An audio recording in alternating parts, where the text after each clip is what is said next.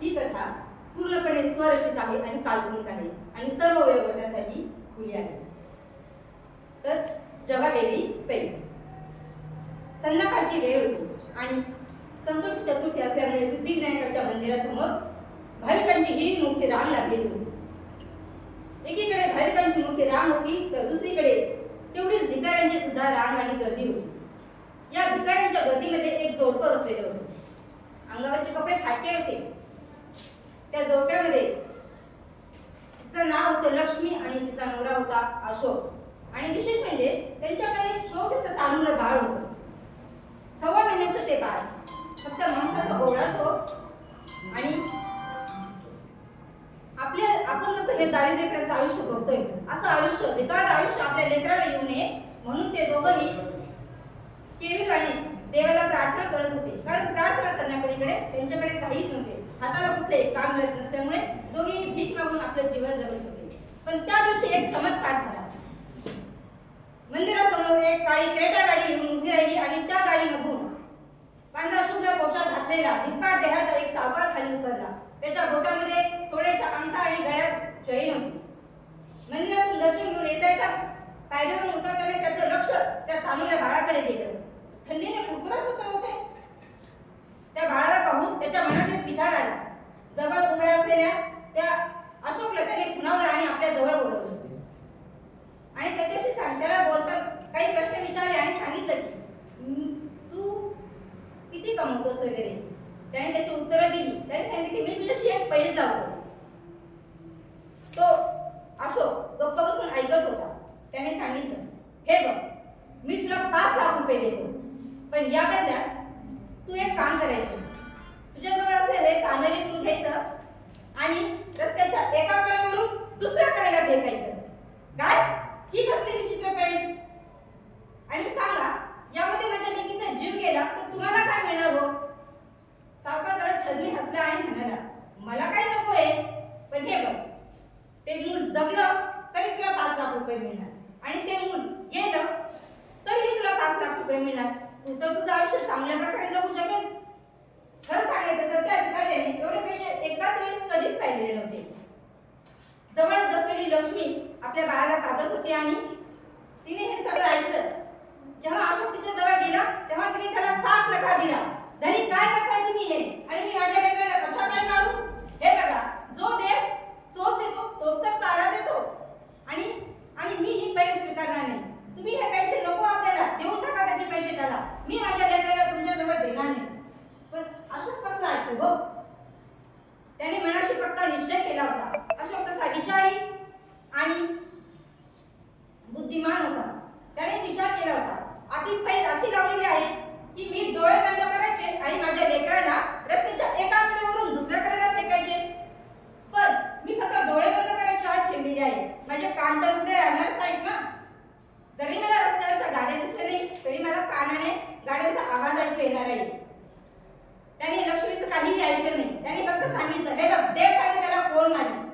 तू गप्प बैस आणि गुमान रस्त्याच्या त्या बाजूला जाऊन उभी राहा. पदराची झोळी कर आणि लेकीला आपल्या झेर पदरात.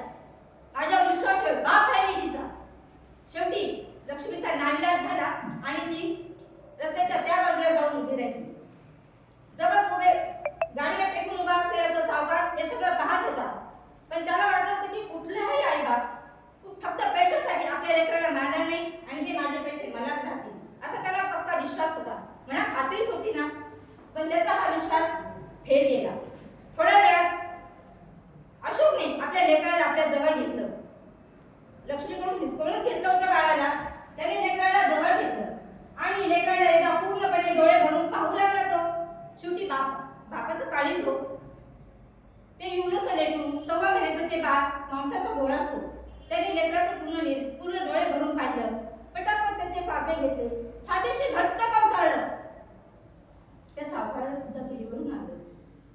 कुठलीही वेडी माया आणि फक्त पैशासाठी आपलं दरिद्री जीवन संपवण्यासाठी नको हे दारिद्र्य कुणाच्या वाटेला यायला असं त्या सावकाराला सुद्धा शंका लागतो. आणि पैशासाठी एक बाप आज आपल्या लेकराला मारायला निघालाय. आजूबाजूला काळोख पसरलेला होता पण रस्त्यावर मात्र विजेचा झगमगाट होता. शेवटी अशोक त्या सावकाराजवळ आला आणि म्हणाला, बांधा माझे डोळे. त्यांनी आपल्या लेकराला छातीशी घट्ट कोंबलेलं होतं. सावकाराने आपल्या खिशातून रुमाल काढला आणि त्याचे डोळे घट्ट बांधले. अशोकने आपले कान हलकेच मोकळे केले. आता त्याच्या समोर फक्त तो रस्ता आणि गाड्यांचा आवाज याकडे त्याचे कान लागलेले होते. त्याचं सगळं लक्ष त्या गाड्यांच्या आवाजाकडे होते. गुळगुळीत अशा काळ्या सड्यावर गाड्या भरधावेगाने येत होत्या आणि जात होत्या.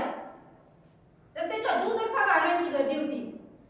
रात्रीचे 11 11:30 वाजले होते. सगळीकडे शांतता होती, पण गाड्यांची ये जा काही कमी होत नव्हती. अशोक सगळे कान टोकावून आपले लक्ष गाड्यांकडे देत होता. गाड्यांच्या आवाजाकडे त्याचं लक्ष होतं. कर्कश असे आवाज कानावर आदळत होते. मध्येच कुणीतरी कसकटून ब्रेक दाबत होता आणि अशोकची पत्नी त्या बाजूला उभा राहून आपल्या लेकराकडे पाहत होती. डोळे आपासून पाहत होती. अहो म्हणतात ना, परिस्थिती जेव्हा परीक्षा घेते तेव्हा जिद्द निर्माण होते. शेवटी अशोकने गाड्यांच्या आवाजाकडे पूर्णपणे आपलं लक्ष केंद्रित केलं. नंतर हळूहळू त्याच्या असं लक्षात आलं की आता गाड्यांचा ये-जा कमी होत आहे आणि आवाज दूर दूरपर्यंत कुठेही गाड्यांचा आवाज नाही असे लक्षात आल्याबरोबर अशोकने आपल्या लेकराला छातीशी घट्ट धरलेलं होतं. दोन्ही हात असे उंच केले आणि लक्ष्मी असं म्हणून लेकराला तिच्या गोंधळीत फेकलं. लक्ष्मीने सुद्धा पदरामध्ये आपले लेकरू झेललं. आणि काय, तो जो सावकार होता तो सुद्धा अवाक होऊन पाहत होता. लक्ष्मी आणि लेकराला सुखरूप असलेले पाहून दोघांच्याही डोळ्यामधून अश्रूंच्या धारा वाहत होत्या. कोण करेल असं धाडस, आणि फक्त पैशासाठी? पण गरिबी फार वाईट असते हो. शेवटी त्या सावकाराला सुद्धा दया आली आणि या लक्ष्मीचं आणि अशोकचं धाडस पाहून त्याने आणखी 10,000 रुपये त्यांना मदत म्हणून दिले. अशोकने आपल्याला मिळालेल्या पैशातून स्वतःसाठी छान घर बांधलं. एक उपजीविकेसाठी रिक्षा घेतली. लक्ष्मीने सुद्धा सिलाई यंत्र घेतलं हो आणि एखाद्या फॅशन डिझायनरला लाजले अशी सुंदर कपडे ती शिवू लागली. त्यांनी आपल्या एकुलत्या एक लेकीला सरकारी शाळेमध्ये घातलं. तिला तिथे शिकून नवोदयमध्ये प्रवेश घेतला. आज ती मुलगी IT इंजिनियर होऊन एका मोठ्या पदावर नोकरी करत आहे. म्हणतात ना, उद्योगाची भरी रिद्धी सिद्धी पाणी भरी. शेवटी काय हवं असतं पहा, सांगायचं तात्पर्य एवढंच, कुठलंही अवघड काम असो पण जर आपण थोडीशी हुशारी वापरली, आपली अक्कल वापरली तर कुठलाही असाध्य गोष्ट किंवा असाध्य काम आपण साध्य करू शकतो. पण त्यासाठी गरज असते ते प्रयत्नाची पराकाष्ठा करण्याची.